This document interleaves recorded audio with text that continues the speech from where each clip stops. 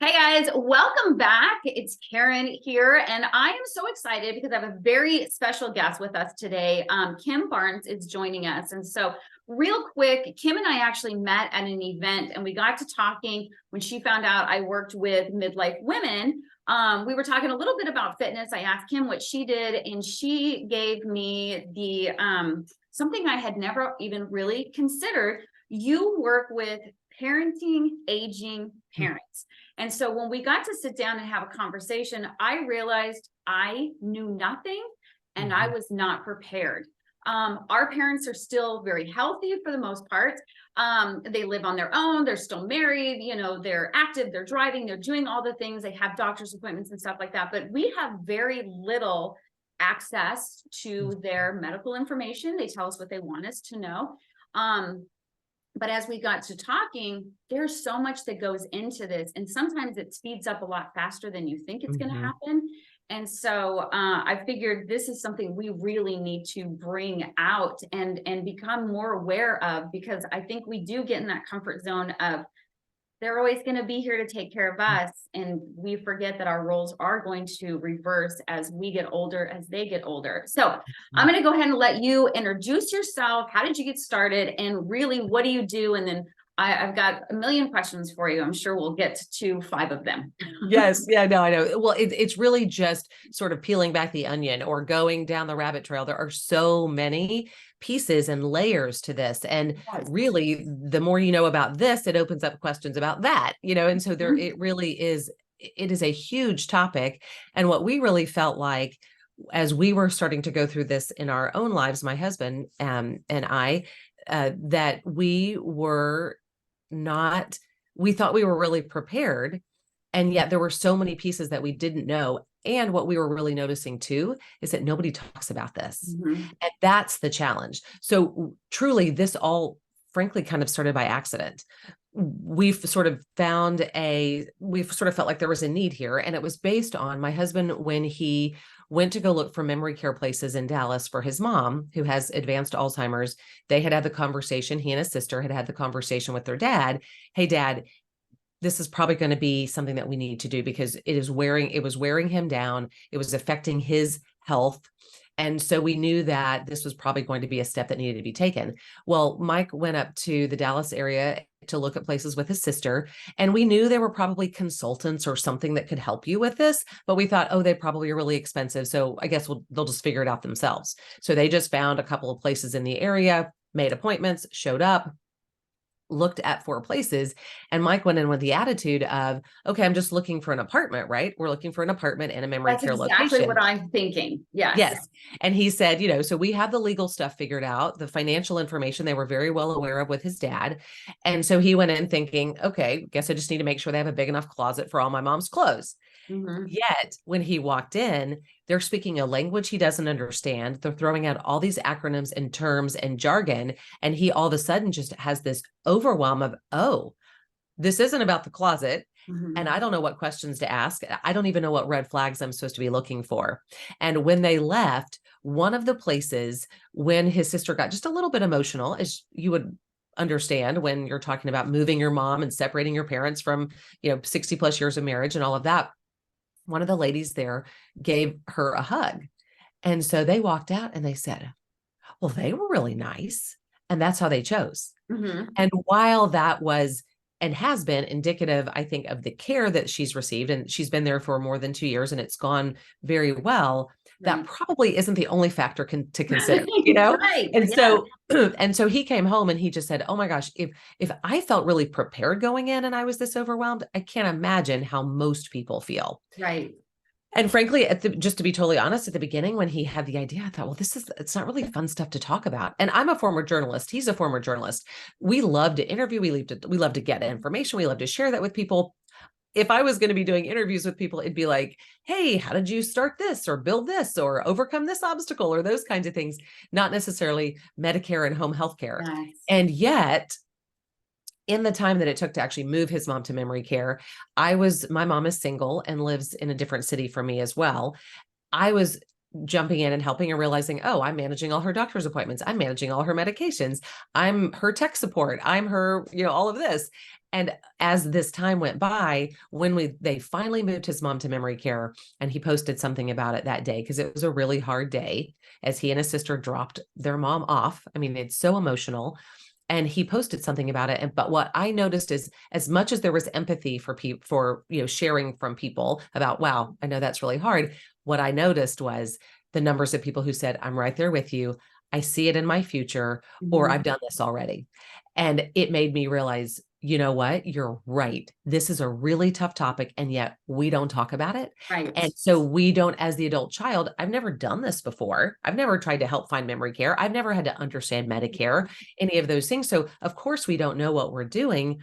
And because nobody talks about it, it makes an overwhelming situation even more so, Right. because we just feel like I've got to figure it all out on my own. And there are all these resources and helps, services and providers out there who can help you. Yet as the adult child, you don't even know what to Google. What am I looking for? Which adds to that overwhelm too. And that's one of the big things when we started talking about this together is, I deal with, things related to perimenopause and menopause, same thing. Nobody talks about it. I don't know what my mother's journey was like, because that's nothing she shared until I finally said, can you tell me more about this? Right. And so it is scary and overwhelming. And so when women go to the doctors, they're like, I don't even know what questions to ask, because I don't even know what to expect. Precisely. So Precisely. this is the exact same situation. And now not only are we going through menopause, we get to do this at the same time. So we're really That's right. That's right. So my thing, when we first sat down and you told me the story of how you kind of just, it landed in this, and you felt like there was a need for this, and you could provide some relief for that need. One of the things you said is they went in, they had the financials ready to go. They had the legal documents ready to go. Right then I was like, I'm already behind the 8 ball. Right. Because I don't even know any of that stuff. And so I started, when I got, when we're done with our conversation, I started writing down, these are all the things I need to talk about with my parents over the holidays, which is going to be great holiday topics when all of the siblings are there. Because we don't even know where to start. So in a situation like this, and I know that there's this huge umbrella, and it's just like with anything else, a transition in your life, everybody's at different stages. Relationships are different. I feel like I could easily go to my parents and be like, hey, you need to give me the facts. Where there's other people that are like, I don't have that kind of relationship with my parents. Right. When you talk to people initially, where do you tell them to start? I think, some of it is figuring out what the family dynamics are, and knowing, what is that relationship, and what kind of communication have you been able to have in the past, and or the style of communication that you use. I know that when I need or want information from my mom, I can appeal to her in a different way than might be effective with Mike's parents or Mike's dad. Yeah. So you just have to sort of know that. But I think some of it is starting at the basics, because these conversations, the earlier you have them, in some ways, when they can be almost hypothetical, makes them a little bit easier, because it doesn't feel so pressured. It's not in a crisis when you've got to make a decision by tomorrow or today, and you're having to make these really big decisions. We always like to say there's sort of 5 things to be thinking about as a place to start, and then you can kind of delve in a little bit deeper. First is siblings. Can we get all the siblings on the same page? Because the more that you are, that will be super helpful. The challenge is with siblings is that anything that might have been an issue as you were growing up, whether there's a big span between kids, whether one is the one who always asked mom for money, the other one was the one dad, would always do anything for, the other one was never present, the other one was kind of bossy, or whatever it is, whatever, whether it's birth order or just personalities and family dynamics, all of that sometimes just comes crashing back when you're now having to think of, well, what do we do best for our parents? Because we all have different relationships with our parents. Right. Separately, and then with each other as well. And so really helping to figure out, how do you get your siblings on the same page? So that's one. Housing is one. Finances are one. Legal is one. And passwords. Okay. Because that's one that's kind of a funny one, but in today's world makes such a huge difference. If mom were to be in a car accident and you need to be able to get into her phone to find contacts for people, could you get into her phone? Right. Do you have her password to her phone? just as from the basics, much less online banking, online accounts, into her computer to be able to get her email, all of that. There's so many layers to that. So like in our situation where the parents are still healthy and, doing all the things, the biggest thing is probably to have them have all of that information somewhere, like a safe or whatever. And then they just let us know, hey, if this happens, all the documents are right here. You can find them all, in one safe place. So it's probably one of the best places to start. Now, what happens if I'm in a situation where I can already see that this parent's health is deteriorating, however, they're not accepting it? Do you have resources that kind of help open up that conversation, or, what do you suggest in that kind of situation? That is probably one of the hardest places to be, because they need help, but don't want to either admit or maybe aren't aware that they need help.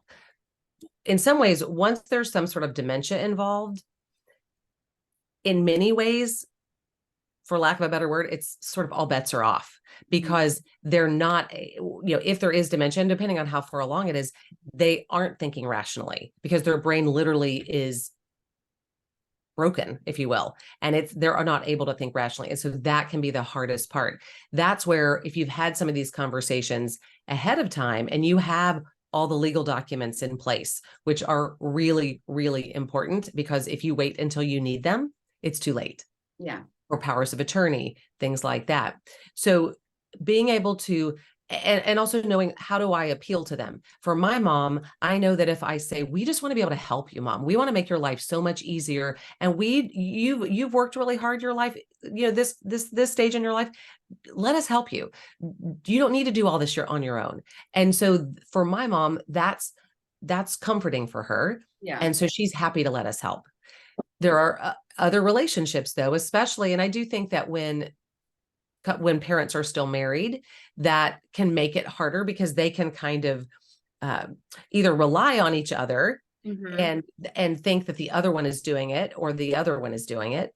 In that situation, sometimes what can be helpful, and this was what happened in Mike's family, is that Mike's dad was very much still, out on the tractor mowing the grass on in the country and things like that. But he knew when we could say, excuse me, this would be so much better for Mom. They've been married for 60 plus years. He will do anything for her. That was the way we were able to sort of appeal. So sometimes, even if it is, maybe Mom's not really the issue, maybe it's really Dad, but you can say, Dad, this would be so much better for Mom. Maybe they're more willing to have that conversation and be open to, I know you want to make sure that she's well taken care of. And, in case anything were to happen to you, we've got a plan, even though it may be that he's really the one that needs more assistance. But, and it may be that Mom has to think she's doing it for Dad. So it's not, I think the hardest part is that it's not, you're not trying to be manipulative, but it's how do you appeal, because sometimes they aren't making the decisions that you like. Now, I interviewed a gerontologist, which was really interesting. And she just said, and sometimes you have to sort of decide, when do I step back? Because they still, are they able to make choices? Maybe you don't agree with her choices, but are they still making them with a sound mind, versus they're making these crazy decisions. They're giving away money when people call on the phone and or whatever it is. That's going to affect them. That is a huge, it's trying to figure out, kind of like when you're launching your grown-up kids, how much support do I give and when do I step back? Absolutely. We're taking that role on with our parents. Absolutely. Do you notice with the clients that you work with that the parents are usually pretty open to the help, or do you feel like most of it is a battle, or do you get a little bit of both? Both. Both. There are many people whose parents are looking at it very rationally and realistically, and knowing that I don't want to be a burden, and I want to have whatever I want to do whatever I can do to make this easier, because I know this is hard. And so there are a lot of people that will, the older adult who will actually grab their own copy of the caregiver's key and start filling it out for their children. And will say, I keep trying to have this conversation with my adult children, and they keep saying, la, la, la, la, la, la, la, I don't want to talk about it. They don't want to hear it. The Yeah. kids don't want to talk about it because they Yeah. feel like, again, you're my parents. I just feel like you're going to be here forever. So you have those, you sort of have like, and sometimes it's a little bit of both, but I feel like it is sometimes one or the other, where, you have the parent who just says, okay, this is the responsible thing for me to do, which is to be prepared and make this as easy as possible. It may be because of their past experience. Maybe they had cared for a parent and either went through a really hard situation and realized, okay, I'm not going to do this to my own children. And it may be that we'll be that way, hopefully, with our children, that, okay, this has been kind of a tough journey. So I'm going to make sure that that it carries down that way. So I think there's one side that is very much open and willing and wanting to share that information because they want to make it as easy as possible. But there are people who it just is hard. You're giving up independence. Sometimes you've always been the one in charge, or you've been the parent. And some of it is, can be, just in denial. Some of it is they just don't want to put the burden on their children, or again, family personalities and dynamics. There's just a lot of wacky stuff that happens in all of our families, right? And so I think that it often is one or the other. And yet sometimes you can still appeal by figuring out what's the right approach, because sometimes it's not even the kid who should be the one having the conversation. Maybe it's somebody else. When my mom finally agreed to move to not to memory care, sorry, she's in independent living still. Mm-hmm. And that was her choice. But, a couple months before she moved, we had a conversation. My brother and I had a conversation with her about, hey, do you want to just kind of maybe look at places? She was living alone. Her husband had died a few years before. She was not driving anymore. Mm-hmm. And so she was just stuck at home all the time. And she loved being able to go to bridge and go to water aerobics and all of these things, and had done Lyft for a while, and that wasn't working as well anymore. So we had this conversation, what do you think about it? And her parents had lived in independent living, their choice when they were almost 90 when they moved in. But they were older. They were almost 90 when they moved into independent living from their apartment, because they lived to be 95 and 98. So when we had this conversation with her, she just said, nope, not leaving my house. We thought, oh, great. Okay, this is going to be really interesting. And what ended up happening is her brother came in town a couple weeks later, and he said, hey, it was her younger brother, let's go look at a few places. Do you want to? And she said, no, not really. Well, let's just go look around. So he took her, and they just went and looked at a few places. I call her 3 days later because I've been out of town, and I'm letting her know that I'm coming to Houston for a funeral, unfortunately, but I was going to come and see her. And she said, oh, perfect. I can show you where I'm moving. And I said, oh, okay. Yeah. And she said, yeah, I'm moving on April 15th. I just signed the contract yesterday. And I said, okay. So, and she said, I didn't want to bother you because you were out of town. Great. Okay. Thank you for that. That was very sweet. Yeah. I assume that you talked to my brother and y'all coordinated all the contract and everything. She said, oh, yeah, I need to tell him too. I said, oh, okay. So, on the one hand, I'm thinking, fantastic. Yay. Right. This is your decision. And yet let's don't sign legally binding documents in the future, please, without at least talking to us ahead of time. But because it ended up being her decision, even though there was some nervousness as the months before she moved, and as we're clearing out her house and we're having to decide what to take, because her apartment, she went from a house to a very, pretty small apartment. Right. How do you downsize and all that? It still at least was her idea. Yeah. And it wasn't even the place where we would have probably chosen for her to live. And she's ended up moving since then. And it was not the place. The place was fantastic, but it was an independent only place. And we knew that probably at some point she's going to need more care. And we wanted it to be just on property already, rather than having to actually move to a new place. But that's a great example of, in that situation, it was my uncle who actually was able to sort of start that conversation and her be more open to it than it was when I did. And I do notice, like, even with my own mom, as my grandmother just passed away 2 years ago, and she was 90, I want to say 98, 99. I mean, she lived a long life. But we did have some situations with assisted living and senior care that I know my mom was like, I don't ever want you guys to have to go through that. But I also know, as her brothers get older, she's also recognizing that they might not be able to take care of themselves forever, which means she might not be able to take care of herself forever. And so it does give them an opening of, okay, well, what do you want to do about this?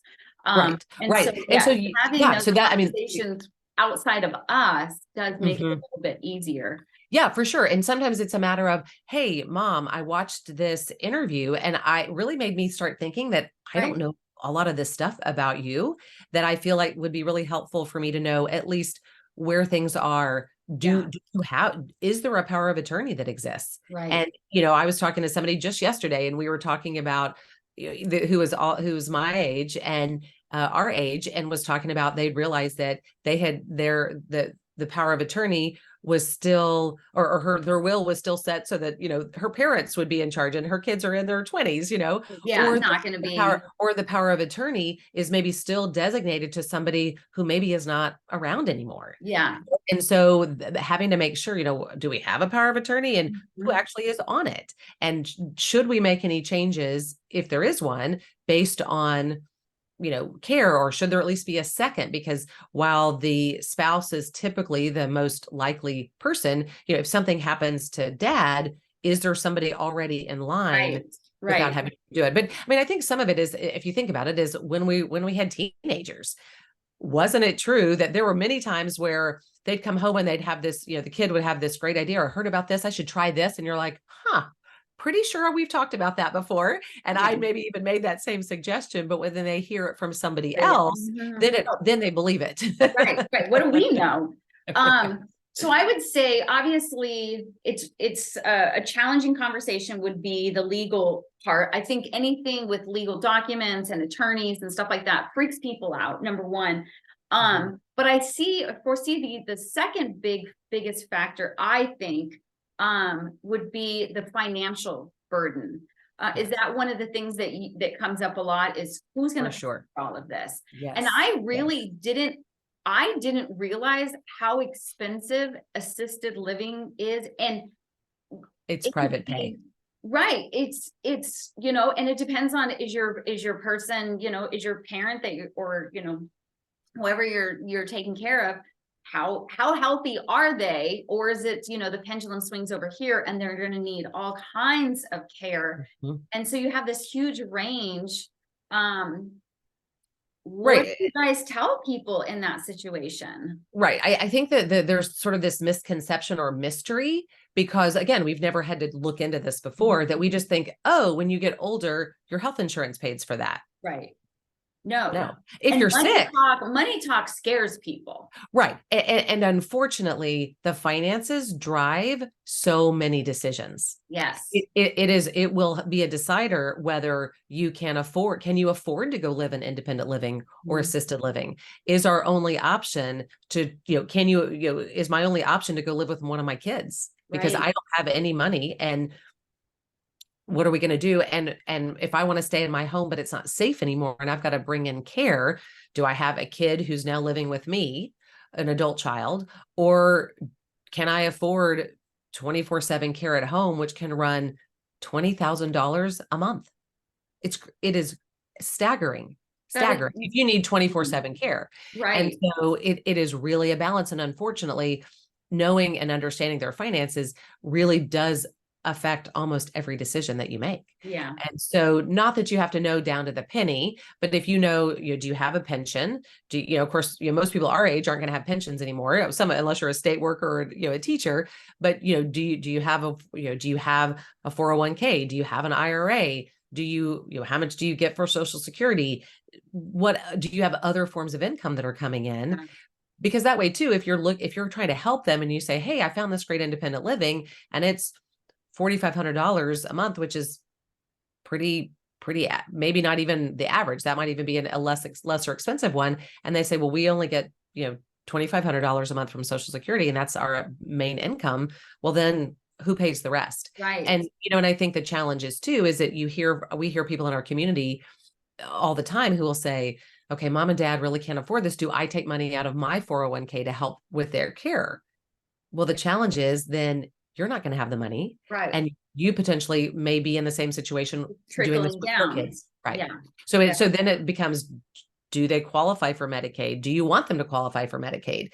Things like that. And even still, even if they qualify for Medicaid, for the most part, and there are always exceptions, and this is where it gets super confusing with Medicaid, they will pay for a nursing home. They don't pay for independent living. They don't pay for bringing in, again, there are caveats, but they're not going to bring in 24/7 care for you to be able to stay at home. Right. And Medicaid pay for it because that's a government funded program. Where I think the best way that I've learned to kind of differentiate it is that Medicare, for example, is really like it's health insurance. It's the health insurance like we've had if you've worked for a company or had your own private health insurance. It's more of a health insurance benefit, whereas Medicaid is, you have to qualify and have not very, you have to have, there's thresholds of you can't make more than this a month, kind of thresholds to be able to help pay for kind of that long-term care in a nursing home environment. But you have to be pretty sick to be able to need that. Right. Right. Yeah. Okay. So we could talk about this forever because there's as soon as you start to go one way, then it's like tree branches. It just branches off into so many other topics. Absolutely. So with my 101 questions that I know I have, you have a lot of resources on your website. Correct? Yes. So, we have dozens and dozens and dozens, more than 80 interviews that we've done with experts to help explain, who can better explain the difference between Medicare and Medicaid, and how to, what's a Medicaid trust and what's the difference between home care and home health care. Okay. Sound very similar, very different. So we have that. And I hadn't even mentioned in this, up to this point, we actually have a private Facebook group with more than 8,000 people in it from around the country. Okay. And it's all mostly adult children who are able to come to this place to be able to ask questions, just observe, see how other people are handling situations. And sometimes it's just knowing that you can vent a little bit and know that there's other people who understand it. So that was really where it started. When Mike had the idea, he said, I think we should help people. Maybe we should start a Facebook group. And so we started with the Facebook group, really not having any expectation of what it might become. Mm-hmm. And then as we had dozens and then hundreds and now thousands of people, we've realized there's a huge need. Yeah. Yes, so the website has the interviews. It has a button that leads right to the free private Facebook group. It has information about our Caregiver's Key, which is really a workbook, if you will. You have to do the work, but it's a place and prompts to help you think about all those questions that you need to ask your parent. Where's the second set of keys to the car? Where's the, those kinds of things. What's the alarm code? Where do you have a will, and where is it actually located? Maybe I don't need a copy of it right this minute. I mean, wouldn't it be a bad idea, but maybe they're not comfortable giving it to me just yet, but I know it's in the safe and I know how to get in the safe. Do I know what medicines they're on? Do I know who their doctors are and who their financial advisor is and all of that? It just gives you a safe place to keep all of that together. And then we also have some services and providers that we have found that can be useful as well on the website.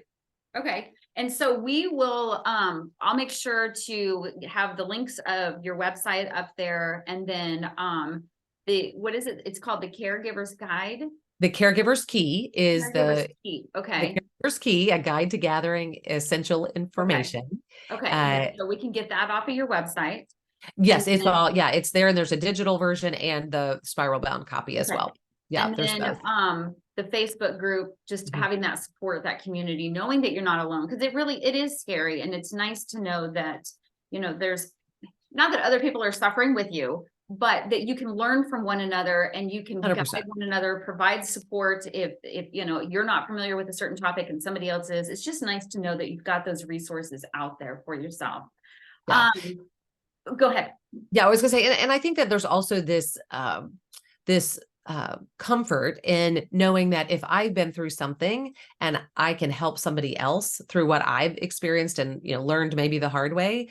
My mom's been scammed. If your mom gets scammed, call me. I gotcha. We know how to manage some of those situations, so for me, it's great for me I love being able to share that with somebody, because hopefully they can at least stop that before it happens. Right. And some of the guardrails that we've put up since then to try to help prevent it again.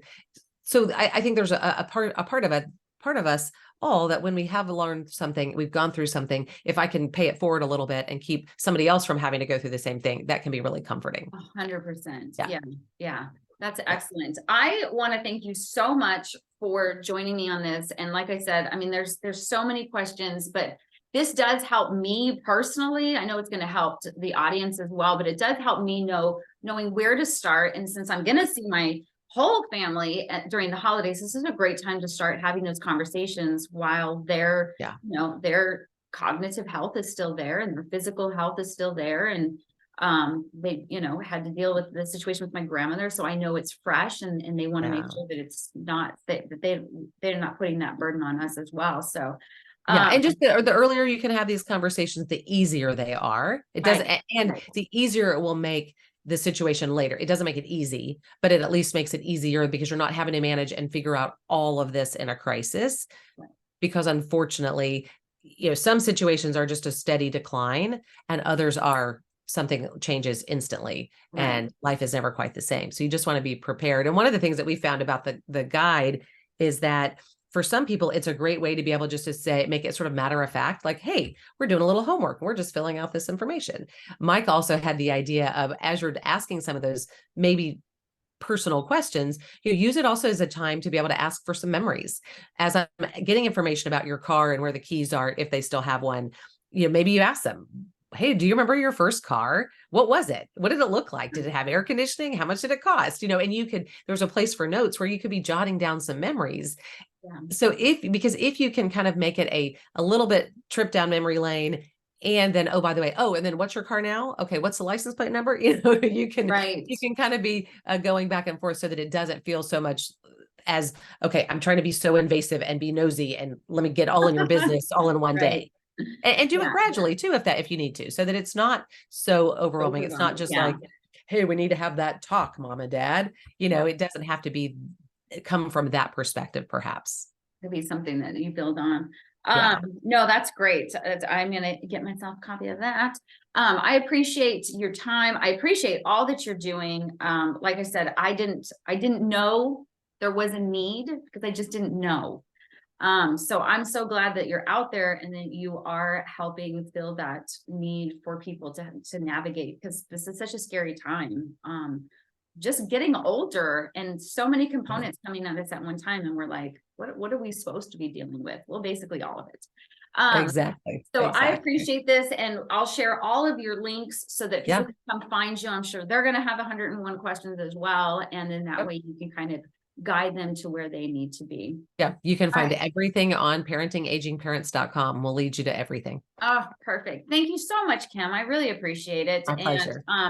Hopefully we'll do another one, kind of a follow-up when we get some feedback from people as to what they specifically, connected with and had more questions about.